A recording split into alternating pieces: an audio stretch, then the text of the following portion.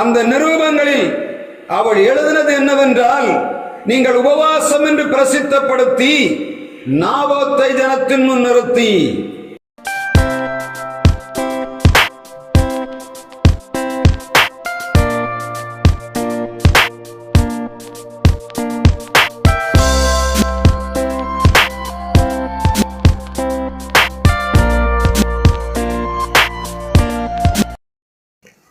நம்முடைய பிதாவாகிய தேவனாலும் குமாரனாகிய இயேசு கிறிஸ்துவினாலும் பரிசுத்த ஆவியினாலும் உங்களுக்கு கிருபையும் சமாதானமும் உண்டாவதாக. இன்றைய உபவாச கூடைக்கு ஆதாரமாக 1 ராஜாக்கள் 21ஆம் அதிகாரம் 28ஆம் வசனத்தை ஒரு வாசிக்கலாம். 1 ராஜாக்கள் 21:28. அப்பொழுது கர்த்தருடைய வார்த்தை திஸ்பியனாகிய எலியாவுக்கு உண்டாயிற்று. அவர், ஆகாப் எனக்கு முன்பாக தன்னை தாழ்த்தினதை கண்டாயா? அவன் எனக்கு முன்பாக தன்னை தாழ்த்துகிறபடியினால் நான் அவன் நாட்களில் அந்த பொல்லாப்பை வரப்பண்ணாமல் அவன் குமாரன் நாட்களில் அதை அவன் வீட்டின் மேல் வரப்பண்ணுவேன் என்றார். 1 ராஜாக்கள் 21ஆம் அதிகாரம் 28ஆம் வசனம் சொல்கிறது, அப்பொழுது கர்த்தருடைய வார்த்தை திஸ்பியனாகிய எலியாவுக்கு உண்டாயிற்று. இந்த உபவாச கூடுகையில நான் மிக முக்கியமாக ஆண்டவர் கொடுத்திருக்கிற வார்த்தை என்ன? இந்த 1 ராஜாக்கள் 21ஆம் அதிகாரத்திலே எலியா தீர்க்கதரிசி இடத்திலே ஆண்டவர் 2 தடவை வார்த்தை உண்டாகிறதாக எழுதுகிறது. 1 ராஜாக்கள் 21ஆம் அதிகாரம் 17ஆம் வசனத்திலே இதே வார்த்தை அங்கே சொல்லப்படுகிறது. கர்த்தருடைய வார்த்தை திஸ்பியனாகிய எலியாவுக்கு உண்டாயிற்று. இந்த 2 ஆண்டவருடைய வார்த்தைக்கு வித்தியாசம் உண்டு. முதலாவது திஸ்பியனாகிய எலியாவை ஆண்டவர் பார்த்து வார்த்தை அனுப்பும் போது ஒரு ராஜாவாகிய ஆகாபை கண்டிக்கும்படியாக அனுப்பினார். 2வதாக கர்த்தர் எலியாவோடு பேசும்போது அவனுக்கு ஆறுதல் சொல்லும்படியாக அனுப்புகிறதை நாம் பார்க்க முடியும். ஒரே மனிதனை கண்டித்த ஆண்டவர் அதே மனிதன் மேல் கருணை கொள்ளுகிறவராய் இருக்கிறதாக இந்த வேத பகுதி சொல்லுகிறது. நாம் உபவாச கூடுகையில வந்திருக்கிறோம். அநேக காரியங்களை உபவாசத்தில் நாம் கற்றுக்கொள்ளுகிறோம். உபவாசம் என்று சொன்னால் என்ன, அது என்ன செய்யும் என்பதை தொடர்ந்த நாட்களில் நாம் பார்த்து கொண்டு வருகிறோம். இன்றைக்கு கொஞ்ச நேரம் இந்த 21ஆம் அதிகாரம் ராஜாக்களிலே 1 ராஜாக்களிலே சொல்லப்பட்ட காரியத்தை நாம் கொஞ்சம் தியானித்து பார்ப்போம் என்று சொன்ன நம்முடைய உபவாசம் என்ன என்பதை நாம் கண்டுகொள்ள முடியும். உபவாசம் என்று சொன்னால் என்ன? ஆண்டவரோடு தனித்திருப்பது, அவரோடு பேசுவது, அவரிடத்தில் தன்னை தாழ்த்துவது தான் உபவாசம். தன்னை தாழ்த்தி ஜெபம் பண்ணி ஆண்டவரிடத்தில் விண்ணப்பம் பண்ணும் போது ஆண்டவர் செவி கொடுக்கிறவராக இருக்கிறார் என்பதற்கு ஆதாரம் இந்த 1 ராஜாக்கள் 21ஆம் அதிகாரம் 17ஆம் வசனமும் 28ஆம் வசனமும் நமக்கு சான்று பகருகிறது. கர்த்தருடைய வார்த்தை எலியாவுக்கு வரும்போது, முதலாவது வரும்போது உள்ள சூழ்நிலையை நாம் கொஞ்சம் தேடி பார்ப்போம் என்று சொன்ன அந்த மிகவும் மோசமான மிகவும் அக்கிரமமான காரியம் ஆகாபுடைய வாழ்விலே காணப்பட்டதை கர்த்தருடைய வார்த்தை சொல்லுகிறது. 1 ராஜாக்கள் 21ஆம் அதிகாரத்திலே 9ஆம் வசனத்திலே ஒரு வார்த்தை எழுதப்படுகிறது. வாசிக்கலாம். 1 ராஜாக்கள் 21:9. அந்த நிருபங்களில் அவள் எழுதினது என்னவென்றால், நீங்கள் உபவாசம் என்று பிரசித்தப்படுத்தி நாபோத்தை ஜனத்தின் முன் நிறுத்தி. காரணம் என்ன? கர்த்தருடைய வார்த்தை சொல்லுகிறது, இந்த ஆகாப் ராஜா தன்னுடைய தோட்டத்துக்கு பக்கத்தில் இருக்கிற, தன்னுடைய அரண்மனைக்கு பக்கத்தில் இருக்கிற ஒரு மனிதனாகிய நாபோத்தின் திராட்சை தோட்டத்தை கேட்கிறான். இவன் ராஜாவாக இருக்கிறான். அவன் போய் சொல்லுகிறான், என்னுடைய அரண்மனைக்கு பக்கத்தில் இந்த திராட்சை தோட்டம் இருக்கிறது, எனவே எனக்கு கொடு, இதற்கு வேண்டிய விலையை தருவேன், இல்லாவிட்டால் வேறொரு இடத்துல இன்னும் அதிகமாக நீ விரும்புகிற இடத்தை விரும்புகிற அளவு தருவேன் என்று சொல்லுகிறான். ஆனால் நாபோத் யாராக இருந்தான்? வசனம் சொல்லுகிறது, அவன் தகப்பனுடைய சுதந்திரத்தை விட்டுக் கொடுப்பதற்கு மனதில்லாதவனாயிருந்தான். மிக கவனமாக பார்க்கணும். ஒரு பெரிய ராஜா வந்து கேட்கிறான், எனக்கு அந்த பூமியை கொடு, ராஜாக்களுடைய கையில் அதிகாரம் இருக்கிறது. அவன் கேட்காமல் நாபோத்தை காலி பண்ணி அதை எடுத்து விட முடியும். ஆனால் இவன் ஆகாப் போய் கேட்கிறான், அந்த திராட்சை தோட்டத்தை எனக்கு கொடு. அவர் சொல்லுகிறான், என்னுடைய தகப்பனுடைய சுதந்திரத்தை நான் விட்டு கொடுக்க முடியாது. இப்பொழுது அந்த வார்த்தை கேட்டவுடனே இந்த ஆகாபுக்கு என்ன செய்வது என்று தெரியவில்லை. ராஜாதான் அவன் வசனம் சொல்லுகிறது, போய் தன் துக்க முகத்தோடு வீட்டிலே படுத்திருக்கிறான். இப்படி நான் என் பிதாக்களின் சுதந்திரத்தை உமக்கு கொடேன் என்று இஸ்ரவேலா நாபோத் தன்னோட சொன்ன வார்த்தைக்காக ஆகாப் சலிப்பும் சினமுமாய் தன் வீட்டிற்கு வந்து போஜனம் பண்ணாமல் தன் கட்டின் மேல் படுத்து தன் முகத்தை திருப்பிக் கொண்டிருந்தான். செய்தி ராஜ அரண்மனையிலிருந்து இயேசபேலின் அரண்மனைக்கு வருகிறது.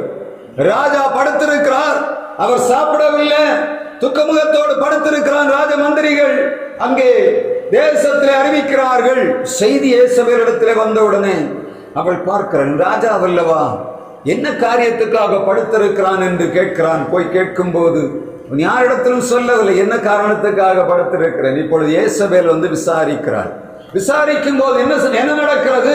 நான் நாபோத்துடைய திராட்சை தோட்டம் பக்கத்தில் இருக்கிறது, அதை கேட்டேன், அவன் எனக்கு தரவில்லை. அவனிடத்திலே நான் கேட்டேன், அவன் எனக்கு தரவில்லை. ஆகாப் என்ன செய்வதுன்னு தெரியவில்லை. ஆனால் இந்த இயேசபேல் என்ன செய்கிறார்? துன்மார்க்க ஸ்திரீயான இயேசபேலுக்கு உடனடியாக ஆலோசனை கிடைக்கிறது. அப்படிதானே? அநேக நேரங்களில் தேவ பிள்ளைகள் குழம்புகிற நேரத்தில் சத்துருக்கள் துன்மார்க்கர்கள் நமக்கு விரோதமாக வெகு விமரிசையாக கிரியை செய்கிறதை நாம் பார்க்க முடியும். ஒரு ஊழியனை, தேவ ஊழியனை ஒரு மனிதன் வீட்டிலே வந்து அடிக்கிறான். அடித்து அவனை நொறுக்கி போட்டுவிட்டு நேரடியாக எங்கே போகிறான்? காவல்துறையில் போய் அடித்து விட்டு போன மனிதன் மேலே கம்ப்ளைண்ட் கொடுக்கிறான். தேவ ஊழியனுக்கு ஒன்றும் செய்ய தெரியவில்லை. அவன் அடி வாங்கி விட்டு அழுது கிடக்கிறான். என்ன செய்வது என்று தெரியவில்லை. தப்பிக்க வேண்டும் என்று போராடுகிறான். ஆனால் அந்த துன்மார்க்கன் என்ன பண்ணினான்? அவனை அடித்து நொறுக்கி விட்டு காவல் பணி துறையிலே போய் அவனை அடித்ததாக கம்ப்ளைண்ட் கொடுக்கிறான். எவ்வளவு அட்வான்ஸாக அவன் வெளியே வந்தவன மூளை வேலை செய்கிறது.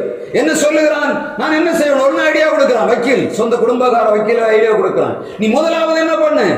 அவன் போவதற்கு முன்னாக நீ போய் கம்ப்ளைண்ட் கொடுத்துரு. கம்ப்ளைண்ட் கொடுத்தாச்சு. ஊழியக்காரன் அழுதுட்டு கிடக்கிறான். என்ன பண்றதுன்னே தெரியல. ஏன்னா கேஸ் கொடுக்க போனா என்ன ஆகும்?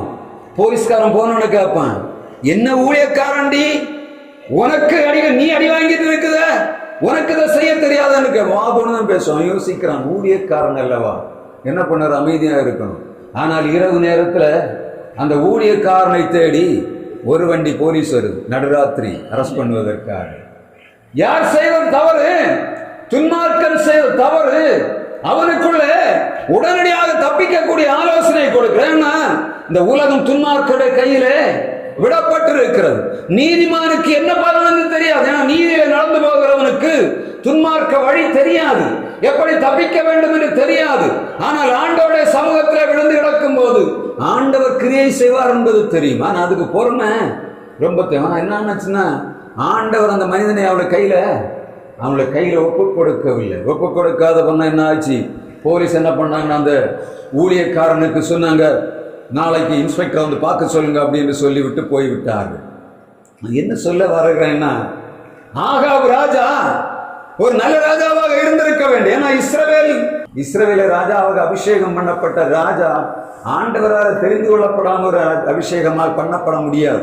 ஆனால் அவனுக்கு கிடைச்ச கொண்டாட்டியாரு மகா துன்மார்க்க ஸ்திரீ. அவனுக்கு ஐடியா எங்க வருது? நல்ல ராஜாவுக்கு ஆலோசனை கொடுக்கிறது யார்? துன்மார்க்க ஸ்திரீ ஆலோசனை கொடுக்கிறாள். இவனுக்கு யோசிக்க தெரியல. இந்த யோசனை நல்ல யோசனையா மோசமான யோசனையா என்று தெரியவில்லை. இவன் தப்பிக்கொள்ள வேண்டும் என்று சொல்லி என்ன பண்ணுகிறான்? அவருடைய வார்த்தைக்கு செவி கொடுக்கிறான். என்ன சொல்லுகிறான்? என்ன பண்றான்? அவனுடைய முத்திர மோதத்தை கையில வாங்குறான். அவனுக்கு பேர்ல என்ன பண்ணுகிற? நிரூபம் எழுதுகிறான். ஆகாப் எழுதின மாதிரி உங்கள் ராஜாவாகி ஆகாப் சொல்லுகிறதாவது. அது வாசிங்க அந்த 9ஆம் வசனத்தை. 21 1 ராஜாக்கள் 21:9. அவள் எழுதியது என்னவென்றால், நீங்கள் உபவாசம் என்று பிரசித்தப்படுத்தி நாபோத்தை ஜனத்தின் முரத்தி. 8ஆம் வசனம் சொல்லுகிறது, அவள் ஆகாபின் பெயரால் நிரூபங்களை எழுதி அவன் முத்திரை அவைகளுக்கு போட்டு அந்த நிரூபங்களை நாபோத்திற்கும் பட்டணத்தில் அவனோட குடியிருக்கிற மூப்பரிடத்திற்கும் பெரியவரிடத்திற்கும் பரப்பினான். தேவ பிள்ளைகளாகிய நாம் அமைதியாக இருக்கும் போது சாத்தான் நம்முடைய அதிகாரத்தை அவன் கையில் எடுத்து நமக்கு எதிராகவே கிரியை செய்கிறதா இந்த காரியம். அதான் ஃபாதர் பாடுகிறார், நீ தூங்கினால் எதிரி களை விதைப்பான், ஜெபிக்க மறந்தால் எதிரி ஜெயம் எடுப்பான். தூங்காமல் ஜெபிக்கும் வரம் தாங்கப்பா, விழித்திருந்து ஜெபிக்கும் வரம் தாங்கப்பா. இந்த காலகட்டங்களில ஊழியர்களாகி நமக்கு, ஆண்டவரை நேசிக்கிறவர்களாகி நமக்கு இருக்க வேண்டியது என்ன? விழிப்புணர்வு வேண்டும். வேலை செய்கிற பிள்ளைகள் வேலைகளுக்கு போகிறார்கள், ஆனால் எல்லா வேலையும் முடித்துக் கொண்டிருக்கிற நாம் தூங்குவதை காட்டிலும் ஆண்டவருடைய பிரசன்னத்தில் இரவு நேரம் முழுவதும் தரித்திருக்கும் ஒரு குறவும் வராது. ஆனா வேலை செய்யற காலங்கள் என்ன பண்ணுவோம்? காலையில் நம்ம வேலைக்கு தான் போக வேண்டியது இருக்கு, இரவு நேரத்தில் டயர்டோடு வந்து படுக்கிறோம். ஆனால் ஊழியர்கள் செய்கிற வேலை என்ன? பகல்ல வேலை ஒன்றும் இல்லாம இருந்தாலும் ராத்திரி நல்லா தூங்குகிறார்கள். பகல்ல வேலை இல்லாம இருந்த இரவுல என்ன பண்ணணும்? ஆண்டோடைய சமூகத்துல விழுந்து கிடக்கணும். இங்க என்ன நடக்குது? இந்த ஆகாப் உசாரா இல்லாதபடியினாலே அவனுடைய மனைவியாகிய துன்மார்க்க ஸ்திரீ வந்து அவன் கையில் இருந்த அதிகாரத்தை எடுத்து அவன் பெயரிலே முத்திரை வைத்து அவனுக்கு எதிராகவே ஒரு காரியத்தை செய்கிறதை நாம் பார்க்கணும். இங்க மிக முக்கியமா நீங்க கவனிக்க வேண்டிய வார்த்தை என்னன்னா, இந்த இயேசபேல் என்ன சொல்லுகிறா தெரியுமா? அங்க அந்த நிருபத்துல எழுதுகிறா, நீங்கள் உபவாசம் என்று கூறி என்ன பண்ணணும்? ஜனங்களை கூட்டணும். உபவாசம் என்று கூறி ஜனங்களை கூட்டணும். மற்ற மாதிரி ஜனங்கள் கொஸ்டின் கேட்பாங்க, என்ன ஏதுன்னு தெரியாது. நாபாத் வரமாட்டான். ஏனென்று சொன்னா நாபாத்தை வர வைத்துதான் என்ன பண்ணணும்? எல்லா ஜனங்களுக்கு முன்பாக அவனை கொலை செய்யணும். அப்ப என்ன பண்ணணும்? நாபாத் வரணும்னா என்ன பண்ணணும்? உபவாசம் அறிவிக்கணும். வேற எந்த ஆட்களை, வேற எந்த வழியை நீங்க அந்த ஐடியா கொடுத்தாலும் ஜனங்கள் கொஸ்டின் கேட்பாங்க. இது என்ன ஆகுது? தேசத்தின் நன்மைக்காக ராஜா என்ன பண்ண போறாரு? உபவாசம் இருக்க போகிறார் என்று சொல்லி எல்லா ஜனங்களும் வந்து கூடும்படியான ஒரு ஆலோசனையை இந்த பொல்லாத துன்மார்க்க ஸ்திரீ பண்ணுகிறதை நாம் பார்க்க முடியும். இன்னைக்கு உபவாசம் என்று கூட்டங்கள் நடக்குது. நீங்க பார்த்தா தெரியும். உபவாச கூடுது, நீங்க பார்த்து இதுல எல்லாம் பார்த்தா தெரியும், அடிச்சு ஒட்டி இருக்கும். 2-3 பேர் தொடர்ந்து உபவாச கூட நடத்துறாங்க. என்ன உபவாச கூடுக? இவங்க நாங்க பெரிய ஆளுன்னு காட்டணும், இவங்களுடைய பேர் உலகம் ஃபுல்லா போகணும். இதுக்காக என்ன பண்ணுகிறாங்க? உபவாச கூடுக என்ன பண்ணுவாங்க? பெரிய வால் போஸ்ட் அடிச்சு எல்லா நாளும் பார்க்க முடியும். அங்க சனிக்கிழமை, இங்க வெள்ளிக்கிழமை, அங்க புதன்கிழமை, எங்க பார்த்தாலும் உபவாச கூடுக. வீட்டுல பண்றாங்கன்னு கேட்டா இருக்காது. ஏன்னா பகல ஃபுல்லா உபவாச கூட முடிச்சு ராத்திரி நல்ல சுகமா சாப்பிட்டுட்டு தூங்குறாங்க. ஆண்டவர் அதை கேட்கல. இங்க சொல்லப்படுகிறது என்ன பண்ணுது? கண்ணி ஆகாபுக்கு எதிராக வருது. எப்படி? இவன் அமைதியா இருந்தபடியினாலே இவன் அதிகாரத்தை அவள் என்ன பண்ணுகிறார்? அந்த பொம்பளை எடுக்கிறார், எடுத்து அந்த உபவாச கூடுகை அறிவிக்கிறார். அறிவித்து நடந்தது என்ன? அந்த உபவாச கூடுகை அவள் எழுதின நிருபத்துக்கு பிரதிபலனை பாருங்க. 12ஆம் வசனம், 1:21-12. அவர்கள் உபவாசம் என்று பிரசித்தப்படுத்தி நாபோத்தை ஜனத்தின் முன்னே நிறுத்தினார்கள். இப்பொழுது அந்த பட்டணத்தில் குடியிருக்கிற ஜனங்கள் எல்லாரும் என்ன பண்ணுகிறார்கள்? பெரியவராகிய அந்த பெரிய மனிதர்கள், பட்டணத்து மனுஷர் இயேசுவேல் தங்களுக்கு அனுப்பின நிருபங்களில் எழுதி கட்டளையிட்டபடியே செய்தார்கள். அப்படிதானே? இவர்கள் ஒன்றும் கொஸ்டின் கேட்கல. ஏன்னா வந்திருக்கிற கடிதம் எங்கிருந்து வந்திருக்கு? ராஜாவிடத்திலிருந்து வந்திருக்கிறது. பட்டணத்து மனுஷர்கள் என்ன சொல்லப்படுகிறது? நீங்கள் நாபோத்தை உபவாசம் என்று பிரசித்தப்படுத்தி ராஜாவையும் தேவரையும் தூசித்தான் என்று சொல்லி பொய் சாட்சி சொல்லணும். நிருபம் என்ன சொல்லுகிறது? ஆகாபுடைய பேரால நிருபம் எழுதுகிறாள், உபவாசம் என்று பிரசித்தப்படுத்த சொல்லுகிறாள். அடுத்து இன்னொரு காரியத்தை சொல்லிக் கொடுக்கிறாள். எப்படி? நாபோத்தை நிறுத்தி அவன் தேவனையும் மனுஷனையும் தூஷித்தான் என்று சொல்லி என்ன பண்ணணும்? சொல்லி அவனை கல்லறியணும். ஏன்னா தேவ தூஷணம் பண்ணணும். எங்க பண்ணணும்? தேவதூஷணம் பண்ணுகிறவன் கொலை செய்யப்படணும். மோசேயுடைய நியாயப்பிரமாண பிரகாரம் தேவனை தூசிக்கிறவன் அவன் யாரா இருந்தாலும் சரி என்ன பண்ணணும்? கொலை செய்யப்படணும். இப்ப நியாயப்பிரமாணத்தை கையில் எடுத்துக்கிட்டா எப்படி? உபவாசத்தை கூறி பொய் சாட்சிக்காரன் நிறுத்தி 2 பேரை நிறுத்துகிறா. ஒரு ஆள இல்ல, 2 பேரை நிறுத்துறா. எப்படி? இவர் ராஜாவை தூஷித்தான், தேவனையும் தூஷித்தான் என்று சொல்லி கல்லறியணும்னு சொல்லுற. அதே மாதிரி என்ன நடக்குது? செய்து போட்டாங்க. அப்படிதானே? நாபோத்தை கொண்டு வந்து கொன்று விட்டு இயேசுவேல் வருகிறார். வேலை முடிச்ச உடனே நீ போ, நாபோத் செத்து போனா அவனுடைய திராட்சை தோட்டம் உனக்கு ஆயத்தமாயிருக்கிறது. இவன் திரும்ப கேட்கல. நாபாத் எப்படி செத்தான் என்பது அவனுக்கு தெரிந்திருக்காம இருக்குமா? ஏன்னா ஜனங்களை உபவாசம் என்று கூட்டும் போது எல்லா ஜனங்களும் வந்திருப்பாங்க, அப்படிதானே? ராஜா உபவாசம் கூட்டும் போது அந்த ராஜ அரண்மனை மாத்திரமல்ல, ஏரியா முழுவதும் தெரியும் ராஜா ஒரு பெரிய உபவாசத்தை அறிவித்திருக்கிறார் என்று சொன்னா எல்லா ஜனங்களும் வந்திருப்பார்கள். இப்பொழுது இந்த விஷயம் ஆகாபுக்கு தெரிந்திரு, கொலை பண்ணி விட்டான். இப்ப அவன் நினைத்திருப்பான், என்கிட்ட ஒண்ணும் இல்லை, என்ன எனக்கிட்ட குற்றப்படி இல்ல, ரத்தப்படி என்கிட்ட இல்லை, நான் ஒன்னும் செய்யல. எப்படி ரொம்ப ஜாலியா என்ன பண்ண, எழும்பி தோட்டத்தை சுதந்திரிக்க போகிறான். அப்பதான் முதலாவது வார்த்தை எலியாவுக்கு நேராக வரும். எலியாவிட்ட சொல்லி அனுப்புறார் ஆண்டவர், நீ போ, அங்க ஒரு துன்மார்க்கன் ஒரு நீதிமானுடைய திராட்சத்தோட எடுக்கும்படியாக போகிறான், நீ வழியிலே போய் அவனை பிடி என்று சொல்லுகிறான். அப்படிதானே? ஆண்டவருடைய வார்த்தை எப்படி இருக்கு? இவ்வளவு காரியங்களை செய்யும் போது ஆகாபோ ஏசபேல் என்ன நினைத்திருப்பாங்க? ஆண்டவர் ஒண்ணுமே பார்க்கவில்லை என்று நினைத்திருக்கிறார்கள். அப்படிதானே? அவனை எல்லா நிருபங்களையும் ஆண்டவர் பார்த்துட்டு இருக்கிறார். இயேசுவினுடைய காரியத்தையும் ஆண்டவர் பார்த்து கொண்டிருக்கிறார். ஆகாபுடைய காரியத்தையும் பார்த்து கொண்டிருக்கிறார். நாபாத் கொலை செய்கிற வரையிலும் ஆண்டவர் பார்த்து கொண்டுதான் இருக்கிறார். அப்படிதானே? அநேக நேரங்களில் தான் கேள்வியா இருக்கு, என்ன ஆண்டவர் எவ்வளவு நாட்களாக உபவாசம் இருக்கிறோம், ஒரு சில காரியங்களுக்காக நாட்களுக்காக விழுந்து கிடக்கிறோம். ஆண்டவரே ஏன் நீர் கேட்கவில்லை, எங்கள் விண்ணப்பங்களுக்கு ஏன் நீர் பதில் கொடுக்கவில்லை என்று சொல்லி அநேக நேரங்களிலே நாம் அங்கலாய்க்கிறோம். சொல்லுகிறோம், உபவாசம் இருந்து பார்க்கிறேன், நான் என்னை தாழ்த்தி பார்க்கிறேன், கண்ணீர் விட்டு பார்க்கிறேன், அழுது பார்க்கிறேன், ஆனால் விடுதலை மாத்திரம் வரவில்லை. காரணம் என்ன? ஆகாவே நீ செய்திருக்கிற எல்லாவற்றையும் ஆண்டவர் என்ன பண்ணி கொண்டிருக்கிறார், பார்த்து கொண்டிருக்கிற அந்த உணர்வு இந்த ஆகாபுக்கு இல்லை. ஆனால் எலியாவிடத்தில் ஆண்டவர் சொல்ல, எலியாவே நீ நேர போ, அங்க ஒருத்தர் என்ன பண்ணிட்டு இருக்கான், ஒருத்தரை கொன்னுட்டு அவனுடைய தோட்டத்தை எடுக்கும்படியாக போயிருக்கிறான்.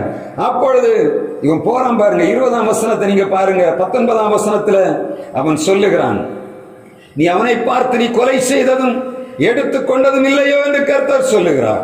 நாய்கள் நாபோத்தின் ரத்தத்தை நக்கின ஸ்தலத்திலே உன்னுடைய ரத்தத்தை நாய்கள் நக்கும் என்று கர்த்தர் சொல்லுகிறார் என்று சொல் என்றார். இவ பாருங்க, இவன் நேர வருகிறான். வந்தவன் ஆகாவே நீ தப்பு செய்தாய் என்று சொல். நேரடியாகவே சாபத்தை அவன் மேல வைக்கிறத நம்ம பார்க்க முடியும். ஆண்டவர் அனுப்பி விட்டு இருக்கிற அந்த உணர்வு அவனுக்கு வந்தாச்சு. நீ எழுந்து சமாரியாவுக்கு இஸ்ரவேல் ராஜா ஆகாபை சந்திக்கும்படி போ. நீ போன்னு சொல்லி அங்க போன உடனே அவன் அடுத்த வார்த்தை சொல்லுகிறான், ஒன்னு யோசித்து பார்க்கல, நீ அவனை பார்த்து நீ கொலை செய்து எடுத்துக்கொண்டது இல்லை என்று கர்த்தர் சொல்லுகிறார். ஆண்டவர் சொன்ன வார்த்தையை ஆகாபுக்கு நேராக அவன் சொல்லும் போது அடுத்த வார்த்தை சொல்லுகிறது. அப்பொழுது ஆகாப் எலியாவை நோக்கி, என் பகைஞனே என்னை கண்டுபிடித்தாயா என்றான். அதற்கு அவன், கண்டுபிடித்தேன், கர்த்தரின் பார்வைக்கு பொல்லாப்பானதை செய்ய நீ உன்னை விற்று போட்டாய். 25ஆம் வசனம் சொல்லுகிறது, தன் மனைவியாகிய யேசபேல் தூண்டிவிட்டபடியே கர்த்தரின் பார்வைக்கு பொல்லாப்பானதை செய்ய தன்னை விற்று போட்ட ஆகாபை போல ஒருவனும் இல்லை என்று கர்த்தருடைய வார்த்தை சொல்லுகிறது. எலியா தீர்க்கதரிசி வருகிறான், பகைஞனே நீ அவனை கொன்று போட்டாய். இவன் கேட்கிறான், என் பகைஞனே நீ என்னை கண்டுபிடித்தாய். தீர்க்கதரிசி என்று சொல்லுகிறான், அவன் செய்த தவறை சுட்டி காட்டுகிறான். அப்படிதானே? நல்ல ராஜா என்ன பண்ணுவான், தாவீதுனா என்ன பண்ணுவார், நாத்தான் தீர்க்கதரிசி சொல்லுகிறான், ஏய் நீ அங்க ஒரு தவறு பண்ணின. அவன் அப்படியே போய் விழுந்து ஆண்டவர் சமூகத்தில், ஆம் ஆண்டவரே நான் தவறு பண்ணினேன் என்று ஒத்துக்கொண்டான். அதனால ஆண்டவர் என்ன பண்ணார், அவனை என் இருதயத்துக்கு ஏற்றவன் என்று சொன்னான். இங்க இவன் அவன் செய்த தவறு வேற, அவன் 2 பேரை கொண்டு போட்டான். அடுத்தவன் மனைவி எடுத்தது மாத்திரமல்ல, அந்த ஏத்தியனாகிய உரியாவையும் கொலை செய்தான். அப்படிதானே பட்டது? இதே காரியம் தான் இங்க நடந்தது. இங்க என்ன நடந்தது? யேசபேல் என்ன பண்ணுகிறார், நிருபம் கொடுத்து அனுப்புகிறார். அங்க ராஜா நிருபம் கொடுத்து அனுப்புகிறான். சரிதானே? அந்த ராஜா யோவாபுக்கு நிருபம் கொடுத்து அனுப்புகிறான். இங்கே ஆகாப் யேசபேல் அந்த தேசத்து பட்டணத்து மூப்பர்களுக்கு நிருபம் கொடுத்து அனுப்பு. ரெண்டும் ஒரே மாதிரி சூழ்நிலை நடந்தது. ஆனா முடிவென்ன? இங்க எலியா தீர்க்கதரிசி வந்து சொல்லுகிறான், அங்க நாத்தான் தீர்க்கதரிசி சொல்லுகிறான். அவன் சொன்னவன என்ன பண்ணுகிறான், விழுந்து ஆண்டவரே தவறு செய்தேன் என்னை மன்னியும் என்று சொன்ன. இவன் என்ன பண்ணுகிறான், அடுத்த வார்த்தை, என் பகைஞனே என்னை கண்டுபிடித்தாயா. அப்ப நான் ஒளிச்சிருக்கேன்னு நினைச்சியா, நீ என்ன நான் எடுக்க போன இடத்த நீ எப்படி கண்டுபிடிச்ச என்று கேட்கிறான். அனுப்பி விட்டதாரு அவனுக்கு தெரியல. எலியா யாரு கையில இருக்கான்? எப்ப பார்த்தாலும் சொல்லும். ஆகாப்பட்டு சொன்ன 1 ராஜாக்கள் 17ஆம் அதிகாரத்தில் பாத்தீங்கன்னா சொல்லுவான், என் வாக்கின்படி நீ மழை பெய்யாது என்பதை இஸ்ரவேல் தேவனாய கர்த்தருக்கு முன்பாக நிற்கிற நான் சொல்லுகிறேன் என்று சொல்ல. எப்ப பார்த்தாலும் ஒரு உணர்வு, நான் எங்க நிக்கிறேன்? ஆண்டவருக்கு முன்பு நிக்கிறேன். ஒருத்தனை என்ன பண்ண முடியாது, எனக்கு முன்னாடி ஆண்டவர் நிக்கிறார், நீ ஒண்ணுமே செய்ய முடியாது என்ன தைரியத்துல தான் போறான். எலியா என்ன பண்ணுறான்? ராஜாவுக்கு முன்னாடி ஒரு தைரியம் பண்ணி குற்றவாளி என்று சொன்னா என்ன பண்ணுவான்? உடனே என்ன பண்ணுவான்? தலைய சிரச்சேதம் பண்ணுவார்கள். ராஜா குற்றவாளி என்று சொன்னாலே போதும், அவன் செத்தான். ஆனா இவன் சொல்லுறான், டேய் எனக்கு முன்னாடி யார் நிக்கிறது? நீ இல்ல, என் ஆண்டவன் இருக்கிறார் என்று சொல்லக்கூடிய உணர்வை. அதனால தைரியமா என்ன பண்ணுனான்? போகிறான். ஆகாபத்தை பார்த்து சொல்லுகிறான், நீ எண்ணி எடுத்துக்கொண்டதில்லையோ? நீ யாரை கொலை செய்தால் உத்தமனாகிய இந்த நாபோத்தை கொலை செய்துவிட்டு அவனுடைய ராஜ்யத்தை அவனுடைய காணியாட்சியை எடுக்கும்படியாக நீ போகிறாய் என்று சொல்லுகிறான். வசனம் சொல்லுகிறது, ஆகாப் மனம் திரும்பவில்லை. முதலாவதாக இப்பொழுது அவன் சாபம் கொடுக்கிறான் பாருங்க. அதான் சொன்னார், என்னை பாஸ்ட் பேசினது போல, ஒருவன் நீதிமானாயிருந்தா அவனுடைய கலர் எங்க இருக்கும்? நீதிமானா இருக்கும். சங்கீதம் 27:27 சொல்லுகிறது, நீ நீதிமானை பார்த்து செம்மையானவை பார்த்து கொண்டிரு, அந்த மனிதனுடைய முடிவு நீ உத்தமனை பார்த்து செம்மையானவை நோக்கி கொண்டிரு, அந்த மனிதனுடைய முடிவு சமாதானம். இதை போலதான் இங்கே சொல்லப்படுகிறது. எப்படி? ஆகாப் வந்து கொடுக்கக்கூடிய முதல் சாபத்தை பாருங்க. பட்டணத்தில் சாகிறவனை 24ஆம் வசனம் சொல்ல, ஆகாபின் சந்ததியில் பட்டணத்தில் சாகிறவனை நாய்களும் வெளியிலே சாகிறவனை ஆகாயத்து பறவைகளும் தின்னும் என்றார். கல்லறையில இடம் இல்லை, ஆகாபுக்கு இடம் இல்லை. யாருக்கு இடம் இல்லை? ஏசபேலுக்கு இடம் இல்லை. அவங்க சந்ததியில ஒருவருக்குமே இடம் இல்லை. சொல்லுகிறான், பட்டணத்துல சாகிறவனை நாய்கள் தின்னும், வெளியில சாகிறவனை ஆகாயத்து பறவைகள். அப்படிதானே? இந்த ஏசபேலை யார் தின்னது? வசனம் என்ன சொல்ல தெரியுமா? ஏசபேல நாய்கள் தான் தின்னுச்சு. யெகூ வருகிறான், அந்த ஆகாபையெல்லாம் முடித்து விட்டு, வேலையை முடித்து விட்டு யெகூ வரான் நேர பட்டணத்துக்கு நேராக. இங்க வந்த ஏசபேல் கண்களுக்கு மையிட்டு பார்த்து கொண்டிருக்கிறார். என்னுடைய ஆண்டவனை கொன்னவனை அவன் தப்புனானா என்று கேட்கிறான். அவன் கேட்கிறான், என் பட்சத்தில் இருக்கிறவன் யான்? அவளை கீழே தள்ளி போடுங்கன்னு சொன்னான். மேலே இருந்து தள்ளி போட்டான். கீழே போட்டுட்டு அவன் சாப்பிட போய் உட்கார்ந்து வரும்போது பார்த்தா என்ன தெரியும்? எல்லாம் சாப்பிட்டு முடித்து போச்சு. வசனம் மிக தெளிவாக சொல்லுகிறது. எலியா தீர்க்கதரிசியை கொண்டு ஆண்டவர் ஆகாபுக்கு சொல்லுகிறார், பட்டணத்திலே சாகிறவனை நாய்கள் தின்னும், வெளியே சாகிறவனை ஆகாயத்து பறவைகள் தின்னும். எப்படிப்பட்ட சாபம் இல்லையா? யார் செய்த வேலை? உபவாசம். எவ்வளவு கவனமா உபவாசம் பண்ணிடுறேன் பாருங்க. இந்த இயேசுவேலுடைய உபவாசம் என்ன? நாபத்தை அழிக்கணும், அவன் பொருளை எடுக்கணும். அநேக நேரங்களை இப்ப அப்படித்தான் நம்முடைய ஜெபங்கள் இருக்கு. அநேக ஜனங்கள் உபவாசம் இருக்கிறார்கள். எப்படி இருக்கிறாங்க தெரியுமா? எனக்கு அது வேணும், எனக்கு இது வேணும். அவன் கஷ்டப்பட்டு உண்டாக்கிறதெல்லாம் எனக்கு வேணும். இப்படிதான் நிறைய பேர் கஷ்டப்பட்டு உண்டாக்கி வச்சதெல்லாம் என்ன பண்ணியிருக்கானுங்க? எடுத்து தனி கையில வச்சுக்கிட்டு, இந்த நாய்க்கு கையில என்ன கிடைச்சோம்? தென்னம்பழம் கிடைச்சா அப்படி, தேங்காய் கிடைச்சா அப்படிரும். அப்படி உருட்டி உருட்டி உருட்டி உருட்டி போகுது. என்ன ஆகுது? அவனும் சாப்பிடுறது இல்லை. என்ன பண்றது இல்லை? சாப்பிடுறவங்கள சாப்பிட விடுறது. என்ன பண்ணுவான்? உபவாசம் கூட்டி வச்சுக்கிட்டு ஜனங்கள் தலையில என்ன பண்ணுறது? ஏன்னா ஜனங்கள் போயிடக்கூடாது. அக்டோபர் மாசம் 2ஆம் தேதி எந்த நாள் லீவ் கிடைச்சாலும் சரி, அந்த நாள் என்ன பண்ண, இங்கேயும் போயிடக்கூடாது. எங்க ஆளுங்க என்ன பண்றது? அங்க எதையாவது போட்டு எடுத்து டான்ஸ் எதையாவது போட்டு என்ன பண்ண வராங்க? அங்கே வைத்திரு ஜனங்களை முட்டாளாக்கி அவர்களுடைய மனதை எல்லாம் கெடுத்து அவர்களை உண்மை இல்லாமல் ஆக்கிவிட குடும்பங்கள் நிர்விசாரமாக. சமீபத்தில் ஒரு ஆள் என்னோட பேசுனதை நான் கேட்டேன். ஒரு தன்னுடைய குடும்பம் பிரச்சனை. அந்த ஆள் சொல்லுகிறார், பாஸ்டர் நான் வேலைக்கு போயிட்டு வருவேன், எனக்கு மாசத்துல ஒரு நாள் தான் லீவ் இருக்கும், நான் குடும்பத்தோட வீட்டில் இருக்கணும்னு நினைப்பேன். ஆனா அந்த பொம்பளை என்ன பண்ணுவான்? காலத்தை வயலை எடுத்துட்டு போறா, ராத்திரி 10 மணிக்கு வருவா. நான் வந்து தூங்கும் போது எப்படி எனக்கு குடும்பத்தையும் பார்க்க முடியும், பிள்ளைகளையும் பார்க்க முடியும். அவளை பார்த்தே வருஷம் ஆச்சு. யார் செய்த வேலை? அவன் சொல்லுகிறான், இந்த ஊழியக்கார பயலோலையே வைக்கக்கூடாது. எப்படி இருக்கு? அவன் சொல்லுவான், ஒரு நாள் தான் லீவு. சரி, மத்தியானத்துக்கு மேலேயாவது வீட்டுக்கு விடலாம் இல்லையா? காலையில் கூட்டத்துக்கு போகிற பரவாயில்ல, எல்லா நாளும் போகிற, நீ மத்தியானத்துக்கு மேலேயாவது விட்டு விடலாம் இல்லையா? அதுக்கப்புறம் என்ன நடக்கும்? அவன் கம்பெடுக்க ஆரம்பிச்சான். மூளை போனேன்னா என்ன பண்ணுவான்? காலை முறிச்சி ஐயோ பாஸ்டர் அவர் இப்ப என்ன கூட்டத்துக்கு போகக்கூடாதுன்னு சொல்றாரு. காரணம் என்ன? ஞானம் இல்லை. எப்படி? நம்ம போகிறோம், ஆலயத்துக்கு போகிறோம், ஜெபம் பண்ணுறோம். நமக்கு ஒரு குடும்பத்தை ஆண்டவர் தந்திருக்கிறார். அந்த குடும்பத்தை பார்க்கணும்னு அநேகருக்கு என்ன இல்லை, இது மோசமான காரியமா? உபவாசம்னு சொல்லுகிறோம். உபவாசத்தில் என்ன பண்ணணும்? உபவாச நேரங்களை சுருக்கிறோமோ இல்லை, நல்ல உண்மையாக ஜபிக்கும் போது கொஞ்ச நேரம் ஜபித்தா கூட போதும். 3 மணி நேரம் எடுத்துட்டு பண்ணுகிறோம், ஆராதிக்கிறோம், நிறைய ஜெபங்களை பண்ணுகிறோம். ஆனால் கருத்தாய் ஜபிக்கணும். கருத்தாய் ஜபிக்கிற ஜபம் இங்க இல்லை. இப்ப என்ன பண்ண, நேரத்தை ஓட்டுறதுக்குரிய ஜபம் நிறைய இருக்கு. எங்க போனாலும் உபவாச கூடுதல ஆடி பாடி கூட்டம் தான். எனக்கெல்லாம் உபவாச கூடுதல போயிருந்தா சத்தம் போட்டு பாடவே பிடிக்காது. ஏன்னா எனக்கு அவ்வளோ வேதனை இருக்கு. எதுக்காக போறோம்? உபவாச கூடுகள்னா ஜனங்களுடைய தேவைகளுக்காக போறோம். கஷ்டத்துல கிடக்குறாங்க, கண்ணீர்ல கிடக்குறாங்க. எல்லாரும் பாடுவான், கையடிச்சு எனக்கு பெரிய அந்த இதாக இருக்கு, சங்கடமா இருக்கும். இந்த உபவாச கூட எப்படி கை தட்டி ஆரவாரிக்கிற முடியலையே. ஏன்னா உள்ளத்துக்குள்ள அவ்வளோ வேறு. உபவாசம்னா என்னத்த? ஜனங்களுடைய பிரச்சனை, குடும்ப பிரச்சனை, தேசத்துக்கு பிரச்சனை. இது ஏன் கொண்டு போய் ஆண்டவர்னு சொல்லுகிறார். அழுகையோட முன்னப்பத்தோடும் விழுந்து கிடக்கணும்னு சொல்லுகிறார். ஆனா உபவாசம் எப்படி மாறிட்டு இருக்கு? இப்ப டமிக்கு டுமிக்குன்னு அடிச்சு ஜனங்களை கொஞ்சம் போதையாத்தி ஒரு சாப்பாடை கொடுத்து அனுப்புனா வந்தோம், நல்லா உறங்கி எழும்பி பார்த்த உபவாசத்துடைய மகிமையே இழந்து போகிற. அதாவது உபவாசம்னு சொன்னா என்னன்னா, அதோடைய பதில் காணுங்கிறது வரையிலும் உபவாசம். பதில் காண்றதுல அந்த எண்ணம் ஒரு காரியமே மறப்பேன். எனக்கு தெரியும், அநேக குடும்பங்களில் பிரச்சனைகள் இருக்கும்போது அந்த பிரச்சனை தீரியது வரை என் மனசு எப்போ அதே தான். எங்க நினைத்தாரு திடீர்னு நினைப்பு வரும்போது ஆண்டவரே அதை செய்யணும்னு சொல்லுவேன். அவளுக்கு நான் விடுதலை கொடுக்கணும்னு சொல்லுவேன். ஏன்னா என்னோட எண்ணங்களை ஆண்டவர் பார்க்கிறேன். எப்படி இருக்கும்? இவன் இதயத்தை பார்க்க ஜனங்கள் என்ன பார்ப்பாங்க? என்ன பார்த்தோன்னு சாமியார் நான் என்ன பண்ணேன்னா உபவாச கூடையில் பண்ண மற்றவங்க பண்ணுற மாதிரி நான் ஆரவாரிக்க மாட்டேன். எங்களுக்கு கூட்டத்தில் உபவாச கூடைகள் உண்டு. அதில் என்ன பண்ணுவாங்க?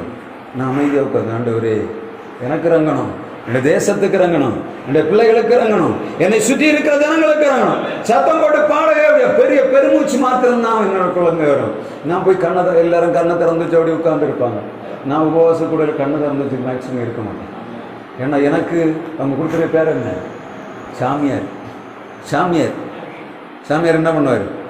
ஒரு காலம் கண்ணை திறக்க மாட்டேன், தியானத்திலே இருப்பார். அந்த தியானத்தில் இருக்கிற அநேக நேரங்களை பாதுகாக்கப்படுது.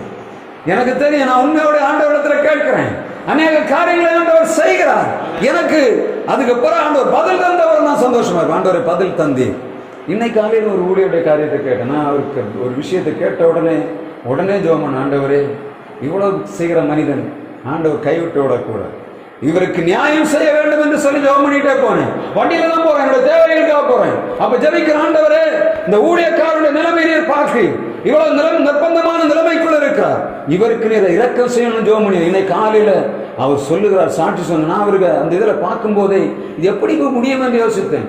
இன்னைக்கு காலையில் அவர் செய்தி சொல்லும் போது எனக்கு பெரிய அதிசயம். அவர் எவ்வளவு கஷ்டப்பட எல்லா பிரதிபலனையோட கண்கள் காணும்படியாக ஆண்டவர் செய்கிறார். ஏன்னா ஆண்டவர் ஜெபங்களை கேட்கிறவர். தம்முடைய பிள்ளைகள் அந்த இக்கட்டான நேரத்தில் இருக்கும் போது அவருடைய விண்ணப்பங்களுக்கு செவி கொடுக்கிறார். அவர் அந்த நேற்றை காலையில் முந்தா நாள் காலையில் அவர் அந்த பிரச்சனை வந்தோன்னு எனக்கு ஃபோன் பண்ணார், பாஸ்டர் இப்படி ஒரு சூழ்நிலையில் இருக்கு. ஏன்னா என்ன பிரச்சனை? என்னுடைய பிரச்சனைக்கு அவர் வர, நானுடைய பிரச்சனைக்கு ஓடி போனேன். எனக்கு போக முடியல. நான் வெளியே நம்ம ஜெபம் பண்ணிட்டு போன, ஆண்டவரே நீர் இரக்கம் செய்யணும், வேற எதுவும் நடந்து விடக்கூடாது. அப்போ கரெக்ட் ஆண்டவர் செய்கிறார், அந்த காரியங்களை செய்கிறார். உபவாசம் என்று சொல்வது என்ன? ஆண்டவரோடு நாம் தனித்திருப்பது. இரண்டாவது, ஆண்டவரிடத்துல எப்படி ஜெபிக்கணும், எதுக்காக உபவாசம் இருக்கணும், அது முதல்ல நமக்கு நோக்கம் சரியா, அதை நம்ம நோக்கத்தை எல்லாம் நேர்மையாக்கி அதுக்கு அடுத்துதான் நீங்க ஒரு உபவாசம் இருக்கு, அதை நம்ம வாசிக்கலாம். கடைசியாக 1 ராஜாக்கள் 21ஆம் அதிகாரம் 27ஆம் வசனம். ஆகாப் இந்த வார்த்தைகளை கேட்டபோது தன் வஸ்திரங்களை கிழித்து தன் சரீரத்தின் மேல் இரட்டை போர்த்துக் கொண்டு உபவாசம் இரட்டிலே படுத்து தாழ்மையாய் நடந்து கொண்டான். அப்படிதானே? முதல் உபவாசம் எப்படி? இயேசபேலுடைய உபவாசம் என்னது? அழிக்கும்படியான உபதேசம். இப்ப இரண்டாவது சாபத்தை கேட்கிறான். சொன்னதாரி எலியா தீர்க்கதரிசி, அவன் சொன்னதெல்லாம் நடக்கும். அப்ப அவனுக்கு தெரிந்தாச்சு, நான் பகைஞன் சொன்ன மனிதனை அவன் சொல்ற காரியம் எல்லாம் நடக்க ஆண்டோட வார்த்தை என்று தெரிந்த உடனே முன்ன யோசிக்கல, போகிறான். போய் இடத்தில் உட்கார்ந்து உபவாசம் இருந்த அழகையோடு இருக்கிறான். ஆண்டோட வார்த்தை 2வது எலியாவுக்கு வருகிறது. ஒரு தடவை சொன்னார், இங்க வாரு, நீ என்ன பண்ண போற? உன்னுடைய சரீரம் இந்த உலகத்து மண்ணுக்குள்ள வைக்கப்படா, உன்னுடைய சந்ததியில ஒருவனும் இந்த மண்ணுக்குள்ள போக மாட்டான். ஒன்று ஆகாயத்து பறவை தின்னும், இல்லாட்ட நாய் தின்னும் என்று சாபம் கொடுத்த ஆண்டவர் வந்து சொல்லுகிறார். அடுத்த வசனத்தை வாசிங்க, 29ஆம் வசனம். இரு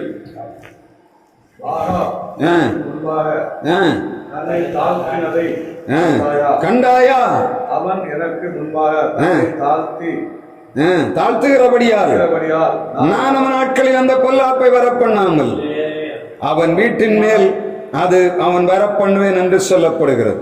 ஆனால் நீங்க ஒண்ணு பார்த்தீங்கன்னா ஆண்டோட வார்த்தை என்ன சொல்றது? இது எங்க நடக்கும்? உன்னுடைய காலத்திலே நடைபெறாது. உன்னுடைய குமாரனுடைய காலத்திலிருந்து அதனால நான் சொல்லுகிறேன், உனக்கு நீ சந்ததி ஒன்று வைக்க மாட்டேன். இனிமேல் என்ன பண்ண, அந்த சுதந்திரங்களை அனுபவிக்கும்படியாக உனக்கு சந்ததியை தரமாட்டேன் என்று சொன்ன. அதே மாதிரி தான் நீங்க பார்த்தீங்கன்னா அடுத்த அதிகாரம் 1 ராஜாக்கள் 22ஆம் அதிகாரம் 40ஆம் வசனம் சொல்லுகிறது. 39ஆம் வசனம் 40ஆம் வசனம், ஆகாப் தன் பிதாக்களோடு நித்திரை அடைந்த பின்பு அவன் குமாரன் ஆகிய அவன் அகசியான் சாலத்திலே ராஜாவானான் என்று சொல்லப்படுகிறது.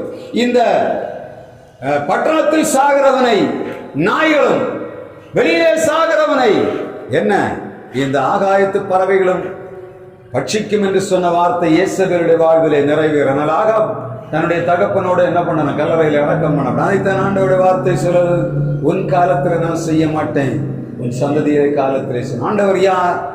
ஒரு முறை தவறு பண்ணின ஆகாபை அவனை எச்சரித்த ஆண்டவர் 2ஆம் முறை தன்னை தாழ்த்தி ஜெபம் பண்ணின போது ஆண்டவர் அவருக்கு இரக்கம் பண்ணதாக கர்த்தருடைய வார்த்தை சொல்லு. நம்முடைய உபவாசம் என்ன என்பதை தேடணும். நம்ம உபவாசம் அநேக காரியங்களுக்காக கேட்கிறோம். அதன் நோக்கம் என்ன? இயேசுவேலுடைய நோக்கம் என்ன? ஆகாவுடைய உபவாசத்தின் நோக்கம் என்ன? இதுதான் மிக முக்கியமான காரியம். நம்முடைய நோக்கங்கள் உபவாச கூடுகையிலே ஆண்டவருக்கு பிரியமாய், ஆண்டவருக்கு பயப்படுகிறதாய், அவருடைய சித்தத்தை நிறைவேற்றுகிறதாக இருக்கும் என்று சொன்னார். நம்முடைய நாட்கள் ஆசீர்வாதமாக இருக்கும். நம்முடைய சந்ததிகளை ஆண்டவர் மேன்மையாய் நடத்துவார். உபவாச கூடுகை என்று சொல்லும் போது ஆண்டவர் இந்த நாளிலே கொடுத்த அந்த செய்தி என்னன்னா, இந்த இயேசபேல் ஆகாவுடைய அனுமதி இல்லாமல் அவள் ஒரு உபவாசத்தை கோரினாள். ஆனால் அது வேதனையில் முடிந்ததை நாம் பார்க்கிறோம். ஆனால் ஆகாப் தன்னை தாழ்த்தின போது ஆண்டவர் இறங்க, நம்முடைய தேசத்துக்கு ஆண்டவர் இறங்க வேண்டும் என்று சொன்னார். நம்மை தாழ்த்தி ஜெபம் பண்ணணும். நம்ம கோப்பாடு போடுகிற நேரங்கள் இரவு நேரம், அநேக நேரங்களிலே நான் இரவு நேரங்களிலே எழும்பி ஆண்டவரிடத்தில் கேட்டேன். சில நேரங்களில் முடியவில்லை, ஆனாலும் ஆண்டவரிடத்தில் மன்னிப்பு கேட்டு ஆண்டவரே என்று கேட்கும்போது ஆண்டவர் இரக்கம் பாராட்டுகிறவராக இருக்கிறார். நம்முடைய வாழ்வில் ஆண்டவர் மேன்மையானவர்களை செய்யும்படியாய் நம்முடைய உபவாசம் நோக்கமுள்ளதாக ஆண்டவருக்கு பிரியமாய் மாறும்படியாய் கர்த்தர் இரக்கம் பாராட்டுவாரா. வரும் நாட்களிலே நம்முடைய தேசத்திலே ஏராளமான ஜனங்கள் உண்டு. உபவாச கூடுகை என்று சொல்லுவது தேசத்தை அசைக்க வேண்டும். தேசத்தில் உள்ள ஜனங்கள் ஆண்டவரை ஏற்றுக்கொள்ள வேண்டும். அந்த நோக்கத்தோடு நம்முடைய உபவாச கூடுகைகளை செய்வோம். கர்த்தர் தொடர்ந்து நம்மோடு நடத்துவாராக. ஆமென்.